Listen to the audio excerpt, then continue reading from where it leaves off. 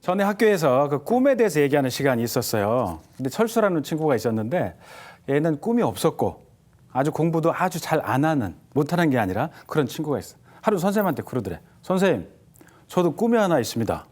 그래? 뭔데? 재벌 2세가 되는 게 꿈입니다. 그래? 근데 요즘 문제가 있어요. 뭔데? 아빠가 노력을 안 해요. 네. 요즘 그런 애들, 뭔 얘기인지 모르는 분 한 분 있는 것 같아요. 네. 제가 얼마 전에요, 그 연합뉴스 채널에서 이제 방송 요청을 하나 받았는데, 다큐멘터리 5부작을 찍자는 요청을 받았어요. 근데 저는 그동안 방송은 한 600번 정도는 했는데, 저는 강의하는 사람이니까 이것만 했었지, 뭐 다큐멘터리 같은 거 찍은 적이 없었거든요. 근데 5부작은 대작입니다. 그거 찍는데 얼마나 걸려요? 하고 물어보니까, 30일 동안 찍지는 거예요. 날 어디다 가둬놓고 찍나요? 근데 그건 아니고, 스페인에 가면 세계에서 가장 유명한 순례길이 있어요. 스페인 산티아고 순례길. 그 길을 30일 동안 걸어가면서 찍자는데 그 길의 길이가 무려 800km예요. 근데 전 5분 이상 걸을 땐 차를 타거든요. 제가 제일 싫어하는 게 걷는 거야.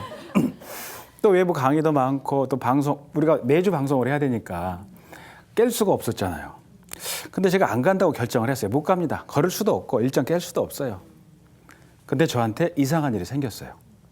제가 혼자 일을 할 때나 뭐 책을 할 때나 심지어 운전을 할 때도 이미 안 간다고 결정한 그 산티아고 순례길을 생각하니까 저도 모르게 계속 눈물이 나는 거야. 그래서 하도 이상해서 제 주변에 있던 선배분들한테 물어봤어요. 어르신들이지. 이런 제안을 받았고요. 제가 못 간다고 했는데 저한테 이런 이상한 일이 생기네요. 어떻게 하면 좋을까요? 근데 제가 여쭤본 분들은 다 다른 분들인데 대답은 똑같았어요. 송 교수가 800km 못 갈 겁니다. 30일 일정 못 뺄 거야. 그거 어떻게 빼겠어? 그런데 내가 인생을 살아보니까 모든 인생에는 때가 있더라고.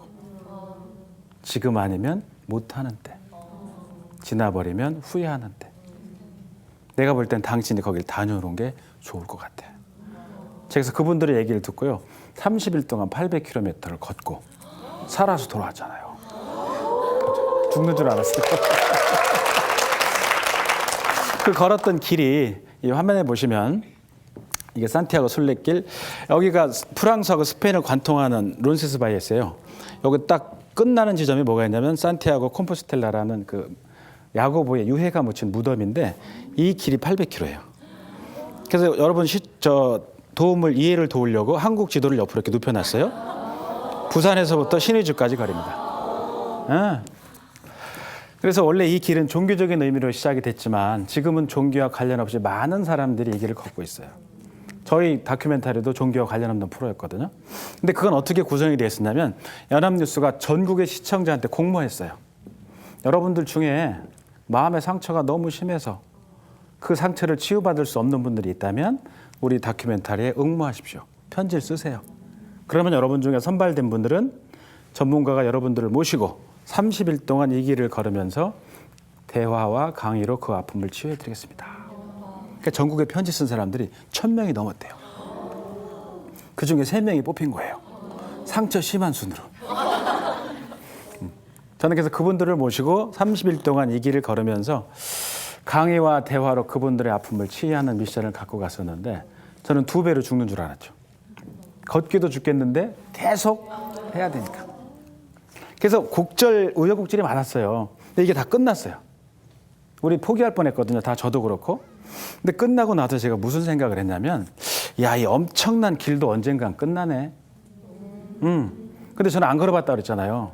근데 제가 아쉬움이 뭐였냐면 이 길을 출발하기 전에 이 먼 길을 안전하고 의미 있게 가려면 어떤 원칙이 있을 수도 있었겠구나. 그게 뭘까? 그렇다고 걸어보니까 제가 알게 됐잖아요. 그렇다고 이 길 다시 갈 수는 없잖아. 싫거든. 그래서 이 길은 다시 갈 수는 없지만 저한테 남아있는 길이 있어요. 여러분한테 남아있는 길. 무슨 길? 인생의 길. 앞으로 우리가 인생을 살려면 어떤 원칙과 어떤 법칙 같은 게 혹시 있지 않을까? 그래서 그걸 제가 이렇게 강의 안으로 만드는 게 오늘의 강의입니다. 그래서 원래 제가 9가지로 만드는데 오늘은 시간이 1시간이라 이렇게 5가지로 말씀을 드릴 거예요. 그래서 오늘 얘기는 잘 들으시고 여러분들의 자녀분들한테 이 얘기를 꼭 전해주시길 바랍니다. 애들은 우리처럼 여기까지 안 왔잖아요. 그죠? 근데 우리가 미리 뭔가를 알고 인생을 여기까지 왔더라면 우리가 지금 이룬 것보다 더 큰 걸 이룰 수도 있었을 거예요. 그죠? 그래서 그 친구들한테 얘기를 잘 전해주시기 바랍니다. 근데 이 길을 저희는 리얼 다큐를 찍으러 갔기 때문에 아주 고생하면서 찍었거든요. 근데 조금 좋은 데서 주무시고 걸으려면 이 길이 한 2천만 원 정도가 든다 그래요. 근데 여러분들은 저를 만났기 때문에 돈 안 들이고 이 길을 걷는 거예요. 근데 마음의 준비는 하셔야 돼요. 자, 갑니다 이제. 첫 번째입니다. 따라서 해보세요. 떠나라. 떠나라. 못 떠납니다. 어떻게 떠나요? 우리가 못 떠나는 이유가 이것 때문에 그래요. 환경의 변화야. 내가 떠나면 밥 먹고 사는 일 누가 해? 강의 어떻게 해? 방송 잘리면 어떡하니? 고민이 많잖아요. 그래서 많은 사람들이 그래요. 근데 이 길을 제가 걸으면서 재미난 사람들도 만났는데 한 번은 독일인 부부를 만났어. 근데 이 부부는 이 길을 5년 동안 걷고 있었어요. 5년 동안. 근데 더 대단했던 게 뭐냐면 둘이 걷는 게 아니라 애들을 데리고 걷고 있었어. 꼬마애들이 5명이야. 총 7명이 이 길을 걷더라고요. 5년 전에요. 엄마하고 아빠하고 이 친구가, 얘가 큰아들이에요. 4년 전에 큰딸이 합류했고 3년 전, 2년 전, 이번에 막내가 합류했다는 거야. 총 7명이 이 길을 걷는 거예요. 그래서 제가 아니 어떻게 그런 결정을 하게 됐습니까? 하고 물어보니까 자기들이 연애할 때 그랬대. 우리 결혼하면 술래길 걸어보자. 좋아, 나도 걷고 싶었어. 근데 둘이 걸을 게 아니라 애들을 낳아서 같이 걷자. 좋아, 몇 명 낳을까? 이때 합의했대. 5명 낳자. 그렇게 나서 가능하면 연년생으로 나서 첫째가 걸을 수 있을 때쯤 되면 출발을 해서 2차 년도는 둘째, 3차 년도는 셋째. 끝날 땐 같이 끝나자고 한 거예요. 대단한 가족이죠. 여러분들이 만약 애들이 5명이다. 이 길 갈 수 있어요? 없어요. 한 명이 다 갈 수 있어요? 못 가. 왜? 학교는 안 보낸다고 쳐. 학원 때문에. 할 수가 없잖아. 제가 떠나라는 이유는 뭐냐면 떠나지 않으면 볼 수가 없습니다. 우리는 늘 익숙한 공간 속에 있잖아요. 내 일터와 집. 맨날 왔다 갔다 해. 근데 이게 세상이 전부인 걸 알거든. 전부인 것처럼. 근데 전부는 아니에요. 세상은 엄청 넓고 우리가 몰랐던 게 너무 많아. 지나면 아쉬움과 후회들이 굉장히 많죠. 그래서 떠나라는 거예요. 근데 떠나는 건 항상 시간이 정해져 있어요. 이게 사르트르가 한 얘기인데 제가 이 얘기를 아주 좋아합니다. Life is from B to D라고 얘기를 하죠. 인생은 B로 시작해서 D로 끝난다. 근데 이렇게만 된다면 성공과 실패하는 사람의 차이가 없어요. 근데 한 번밖에 없는 인생에서 누군 완전 성공하고 누군 그렇지 못하죠. 그 차이가 뭐냐? B와 D 사이에 있는 C 때문에 인생은 뒤집어진다는 거야. C는 초이스죠. 근데 이 선택은 시간적인 제약이 있잖아요. 시간은 3단계로 나뉘어. 과거, 현재, 미래. 이 3단계 시간 중에 여러분이 딱 선택할 수 있는 때는 언제밖에 없어요? 현재밖에 없어. 지나간 건 끝나버린 거야. 내가 살았던 인생이었지만 내가 바꿀 수 있어요? 없어요. 내일은 바꿀 수 있죠. 근데 내일은 안 올 수도 있어요. 우리 여러분들 중에 저를 포함해서 우리 중에 누군가는 금년도 크리스마스를 못 만날 수도 있습니다. 틀린 얘기인가요? 아니죠. 맞다는 걸 알죠. 근데 누구나 한 단계 더 생각해. 맞긴 한데 나는 아닐 거예요. 근데 내가 아니라는 보장할 수 있어요? 없어요. 알 수가 없어. 그래서 내일은 알 수가 없는 거야. 안 올 수도 있고 바뀔 수도 있고.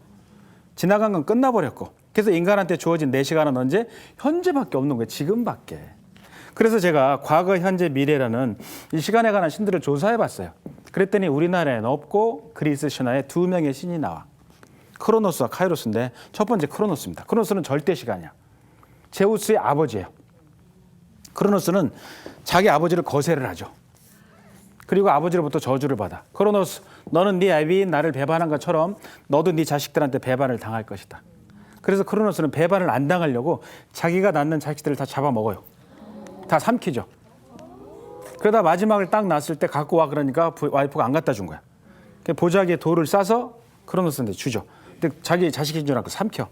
근데 그 마지막 아들이 감춰진 상태로 크는데 걔가 누구냐면 제우스예요. 제우스는 커서 나중에 아버지한테 약을 먹입니다.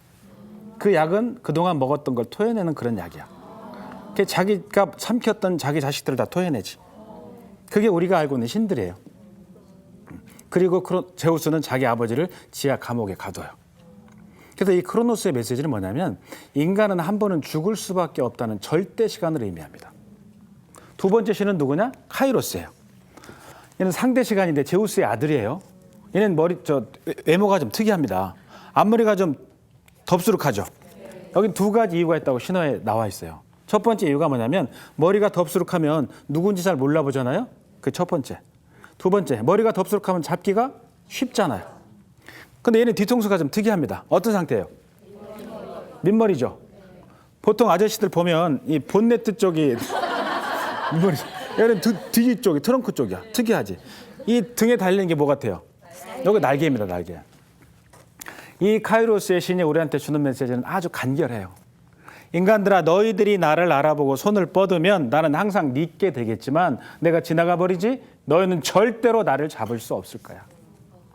나는 기회라는 시간의 신이야. 기회는 언제만 잡을 수 있다? 지금만 잡을 수 있는 게 기회야. 이처럼 지나가면 끝이거든.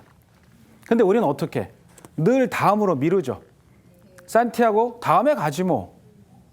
유럽 여행 다음에 가지 뭐. 애가 좀 큰 다음에 돈을 좀 번 다음에. 늘 우린 다음으로 넘긴다는 얘기죠. 근데 실제 이 다음이라는 시간은 말씀드린 것처럼 안 올 수도 있고요. 우리가 생각하는 것보다 시간은 훨씬 더 소중한 거일 수도 있어요.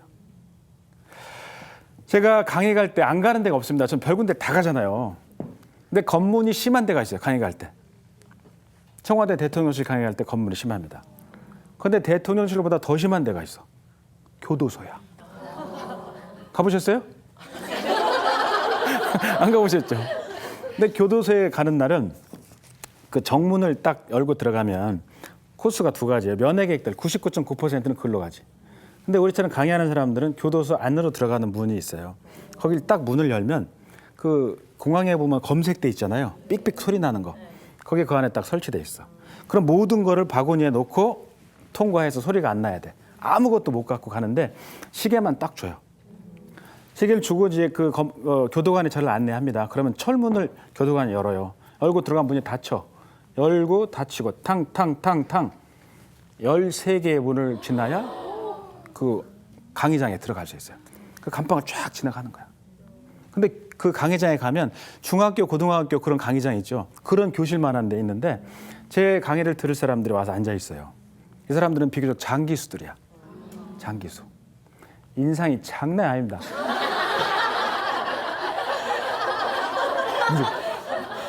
그리고 밖에서 여름에 볼 수 있는 사람들 있잖아요. 뭐 착하게 살자 이런 거. 거긴 그게 없어요. 착하게 살자는 동네들이야. 거기는 막 용들이 막 몸을 쫙 다리까지 난리가 아닙니다. 그리고 거기는 또 몸이 굉장히 좋아요. 교도소에서는 몸에 안 좋은 거 안 줍니다. 술, 담배 그런 거 안 주고 몸에 좋은 뭐 콩 이런 거 많이 줘요. 근데 콩 먹고 막 열심히 운동하는 거야. 운동하는 이유가 교도소 안에서는 법이 존재하지 않는데 주먹이 존재한다는 거예요. 그래서 그 얼마나 무서워요. 저도 처음에 강의 갔을 때 제가 한 100번은 더 갔는데 처음에 굉장히 무섭죠. 제가 강의 가보면 거기는 서로 어려우니까 시간이 내기가 어려우니까 좀 긴 시간하고 중간에 쉬는 시간이 있어요. 그래서 쉬는 시간에 그분들 얘기를 이렇게 들어요. 근데 저는 강의할 때는 이렇게 떠들고 다니는데 사석에서는 얘기를 안 해. 왜? 저는 돈을 안 주면 얘기를 안 합니다. 뭘 좀 줘야 돼. 그래서 그분들이 얘기를 딱 들으니까 안타까운 사연도 있고 막 이래. 이제 친해지는 거야, 서로. 그러다가 그분들이 만기에 나올 때쯤 되면 제 연락처를 줍니다. 연락하세요. 그럼 나오시면 이제 가끔 소주도 한잔하고 그러는데 한 번은 나올 때가 아직 안 된 사람이 핸드폰으로 전화가 온 거야. 깜짝 놀랐어요. 제가 언제 나오는지 알거든. 아니 어떻게 된 일이에요? 아직 나올 때가 안 됐는데. 탈옥을 했대. 탈옥을. 진짜요? 그랬더니 그건 아니고 하여튼 뭐 나왔대. 나를 좀 봐야 된대. 그래서 그날 저녁 약속이 있었는데 이분한테 이제 양해를 구하고 그분을 만나러 갔어. 저녁 사주러. 근데 왜 나왔냐고 물어보니까 가출소라는 걸 했대요. 예를 들어서 10년 있다가 나오면 여러분 스마트폰 쓰시죠? 10년 전에 들어간 사람은 스마트폰이 뭔지 몰라요. 그러니까 그렇게 갑자기 나오면 적응을 못하니까 적응 기간을 준다는 거예요. 그래서 나온 지 3일 만에 저한테 전화를 했는데 한숨을 안 잤대. 왜요? 잘 수가 없대. 일주일입니다. 얘기를 들으면 하루에 24시간을 분 단위로 쪼갠다는 거야. 첫날 어디 가서 뭘 먹고 누구를 만날지를 일주일을 다 잘 수가 없대. 그분들이 뭔 얘기를 하냐면 그분들 칼럼을 제가 엊그제 썼는데 교수님 교도소 담장 안에서는 아무것도 할 수가 없어요. 거기는 사람이 살아있는 공간이 아니야. 담장 밖에서는 뭐든지 할 수 있죠. 저는 교도소 담장 안에 10년과 담장 밖에 1년과 바꿀 거냐? 전 즉시 바꿀 거예요. 10년과 일주일 바꿀 거야? 전 지금 바꿀 거야 라고 이 사람들이 얘기를 해요. 시간은 실제로 그런 것 같아. 제가 볼 때. 이 사람들은 그야말로 시간은 우리가 금이라는 얘기는 듣잖아요. 금이 아니야. 시간은 생명과 같은 거야. 근데 우린 그걸 어떻게? 다음에 또 때가 오겠지. 늘 미뤄버린다는 거죠. 그거는 아니란 얘기야. 그래서 첫 번째, 떠난다? 그건 언제밖에 없다? 지금밖에 없다는 거예요. 뭐든지 하더라도. 인간한테 주어진 시간은 지금밖에 없으니까. 그래서 제가 여기서 얻은 산티아고의 노란 화살표에서 얻은 첫 번째 원칙은 떠나라야, 떠나라. 언제? 지금. 빨리들 가세요. 자, 두 번째입니다. 따라서 해보세요. 지금을 즐겨라. 지금을 즐겨라. 네. 여기는 길이 아주 끝이 없어요. 저기 개미처럼 작은 게 사람인데요. 네. 여기 저는 태어나서 처음으로 지평선을 봤어요. 저는 고향이 충청도 태안 바다까지 태어났거든요. 거기는 수평선이야. 바다는 매일 수평선이. 지평선 처음 봤어. 저 끝도 없는 35km를 가야 거기에 마을이 나와. 계속 가는 거예요. 이런 산은 한 3일 정도 걸어야 넘어갑니다. 계속 걷는 거야. 여기는 우리 그때 3명의 멘티가 뽑혔다고 그랬잖아요. 상처가 심하신 분들. 그중에 상처가 제일 심한 분이 58년생 개띠 어머님이에요. 이분은 따님을 잃으셨어. 그래서 그 통곡하는 그 과정이 있었는데 이게 철의 십자가가 있는 언덕이에요. 제일 높은 데야. 그래서 그 장면인데 여기 여러분 보실 때 여기에 한 사람이 서 있죠. 이 친구는 우리를 인솔한 담당 PD입니다. PD라는 친구인데 방송 때문에 우리가 처음 만났잖아요. 근데 가서 보니까 저와 같은 클럽의 회원이야. 제가 코리안 대두 클럽이라는 몸이 이 친구도 머리가 저만해요. 엄청 그러니까 30일을 같은 데서 자고 같은 걸 먹고 같은 길을 걸은 거야. 얼마나 친해졌겠어. 그래서 한국에 와서 식사도 가끔 했는데 한 번은 이 PD가 전화가 왔어요. 저하고 개인적으로 형 동생 하거든요. 형님 소맥 한잔 하죠? 그래 한번 하자. 그래서 PD, 카메라 감독 중에 조 감독 해서 3명이 소맥을 한잔 하기로 했어. 근데 그 날을 약속을 잡아놓고 있는데 약속 3일 전에 전화가 왔어요. PD 방송사에서. 이 PD가 쓰러졌대. 제가 쫓아가 보니까 목동 이대병원 응급실에 누워 있는데 그 쓰러진 원인이 뇌출혈이래요. 근데 뇌출혈이 숨골 쪽에 와서 수술을 못 한다네요. 수술하면 사망한대. 그게 어떻게 해야 됩니까? 그 혼수 상태로 살아야 된다는 거야. 전 완전 쇼크였어요. 이 친구 나이가 몇 살이냐면 35살이에요. 그 쇼크 상태에서 제가 쓴 칼럼 이건데 같이 한번 제가 먼저 읽을 테니까 같이 한번 읽어보세요. 내일이 먼저 올지, 다음 생이 먼저 올지, 아무도 모른다. 알 수가 없는 것들이니까. 그래서 여러분 오늘 방송 끝나고 모두 백화점으로 가세요. 오늘 지름신이 강림한가 싹 긁으세요. 옷도 사고 신발도 사고 가방도 싹 긁으시고. 그 남자분들은 그동안 주변 눈치 보느라고 못했던 거 있거든요. 외제차로 싹 바꾸세요. 우리가 카드 막 못 긁는 이유가 뭐야? 그렇지. 다음 영수증 때문에 못 긁잖아요. 다음 달. 그런 줄 알고 인생을 살았는데 다음 달 영수증 나오기 전에 다음 생이 먼저 오면 얼마나 억울해. 일단 긁으세요. 그리고 배우자분들한테 문자 보내세요. 여보, 내가 당분간 집에 못 갈 수도 있어요. 왜? 그동안 우리 가족을 위해서 너무 고생한 이 사람을 난 여행도 좀 시켜주고 싶고 맛있는 거 좀 사주고 싶어. 그게 누군데? 나야. 아주 우스갯소리로 말씀을 드렸습니다만 내일을 위해서 열심히 일하는 거 당연히 중요하죠. 근데 모든 것을 내일 때문에 오늘을 다 저당 잡혀진 말란 소리예요. 지금 우리가 즐길 수 있는 건 즐기고 넘어가라는 얘기죠. 지나면 못하니까. 제가 여기서 얻은 두 번째 원칙이었어요. 자, 세 번째입니다. 따라서 해보세요. 임계치를 극복하라. 임계치를 극복하라. 이제 부상이 이렇게 생겨요. 제 오른쪽 발가락에 부상이 생겼는데 물집이죠.